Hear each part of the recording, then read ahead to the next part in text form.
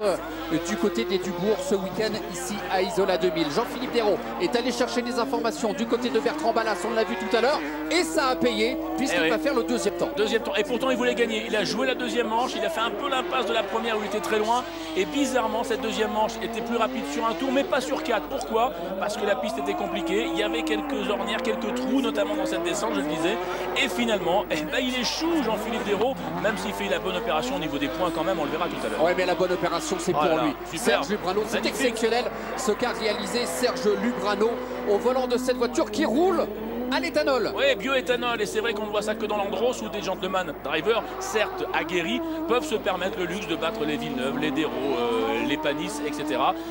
Premier dans la première manche, on disait bon, quelqu'un va le battre, c'est pas possible, quelqu'un va le battre dans la deuxième. Eh ben non, personne ne l'a battu et Serge Lubrano va remporter, s'il arrive au terme de la finale, on le verra, peut-être sa première victoire dans le Trophée Andros. Regardez cette image, l'explosion de joie là, dans le team Lubrano. C'est un vrai team familial, c'est dingue comment ils sont sympas du côté de chez les Lubrano. Et c'est une victoire méritée, les 60 points pour Serge Lubrano. Jean-Philippe Desraux est en deuxième position. Et attention, oui, Olivier Panis 10e, il repère encore 12 points sur Jean-Philippe Desraux. Cette deuxième finale Elite Sub 2 désormais avec en pole position le héros de cette deuxième journée, j'ai envie de dire, avant même le début de cette finale, c'est lui, c'est Serge Lubrano. C'est son jour de gloire à Serge Lubrano, regardez comme il est heureux. Alors il doit être un peu inquiet parce que il disait attention, il faut aller au bout, il faut qu'il soit dans les 4 premiers de la finale pour gagner sa première course du Trophée Andros. C'est extraordinaire. Extraordinaire. Ce serait magique. On est impatient de retrouver, en tout cas on l'espère pour lui, Serge Lubrano sur la plus haute marche du podium tout à l'heure. Mais attention, car à ses côtés, il y a Andrea Dubourg. Oui, l'un des tout jeunes sur la Clio. Derrière Benjamin Rivière. Et peut-être attention aussi parce que Benjamin Rivière va mettre énormément de pression sur Adrien Dubourg et Serge Lubrano.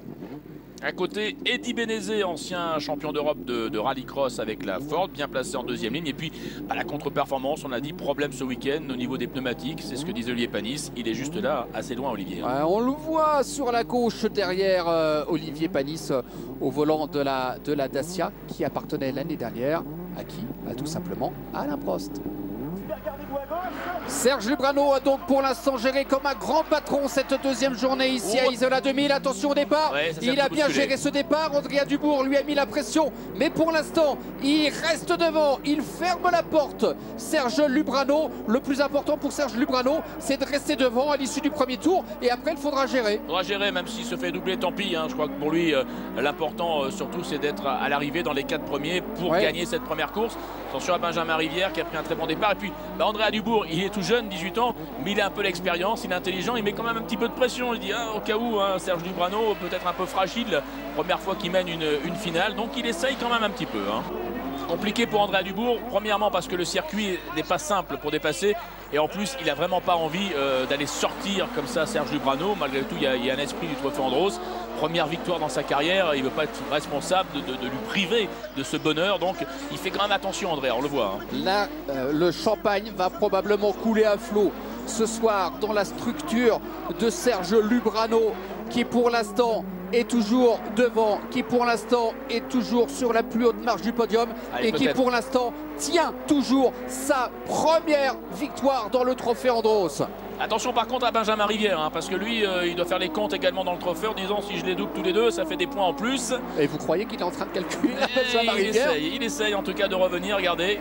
Il a toujours le meilleur temps en course en 49,094. Oh, Panis, Panis qui est parti à la faute. Ah oui, ça tapait fort.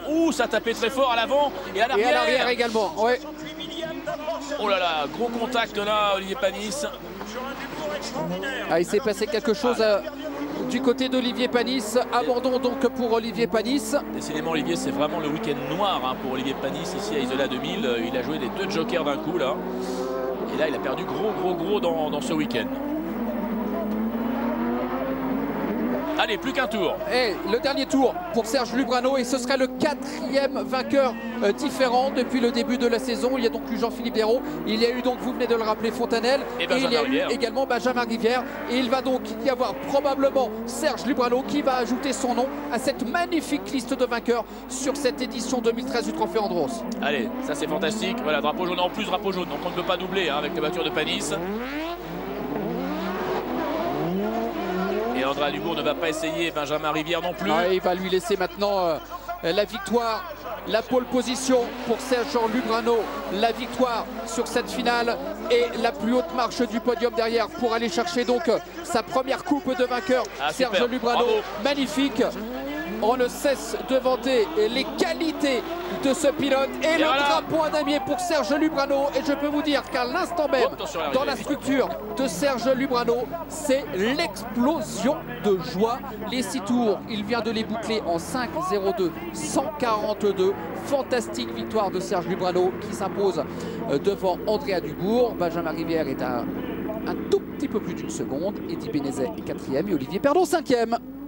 Ce qui donne donc au classement de cette deuxième journée le carton plein de Serge Lubrano, 80 points et 3 points d'avance sur Jean-Philippe Desraux. Andrea Dubourg est en 3e position et Bertrand Ballas est à nouveau au pied du podium à la 4e place. Content parce que c'est bien dans l'esprit Utrecht-Flandros. On a eu Rivière qui a gagné, Desraux a gagné, on a eu également Fontanelle qui était le gentleman driver en début d'année. On en a un autre ce soir et c'est ça l'esprit Utrecht-Flandros. Tout le monde peut gagner ici et ça nous fait très plaisir qu'on ait justement Serge Lubrano en vainqueur ce soir. Eh bien justement Serge Lubrano, il est là. Serge, dans la lumière. Allez, allez Serge. Les larmes sont séchées? Ouais, ça va mieux. Je reviens un peu sur terre, c'est un rêve pour moi. Première victoire dans le trophée Andros, ça fait quoi? C'est énorme. Géant, ça fait des années qu'on se bat, on n'avait pas l'auto qu'il fallait avant. Là, on a une auto qui est quand même bien. On a beaucoup travaillé dessus, on a adopté des réglages que pas tout le monde a, mais qui ont marché ce week-end. Donc depuis le début de la saison, on a toujours été bien. Mais en fait, on n'a pas vraiment eu de réussite et personne ne le croyait parce qu'on était quand même très bien placé. Et là, ce week-end, on prouve que quand tout est mis bout à bout, que ça marche, on peut être devant. On le disait tout à l'heure avec Philippe Soulès, c'est un vrai travail d'équipe familiale, entre guillemets. Oh oui, puisque moi je fais la voiture avec ma femme, avec ma fille, dans notre garage, en dessous de notre maison. Et on fait les réglages avec Nicolas qui est mon mécano. On travaille des nuits, des heures et des heures, on ne compte pas, mais c'est notre passion. Et là, c'est vraiment la concrétisation d'années et d'années de travail. Merci Serge, bravo.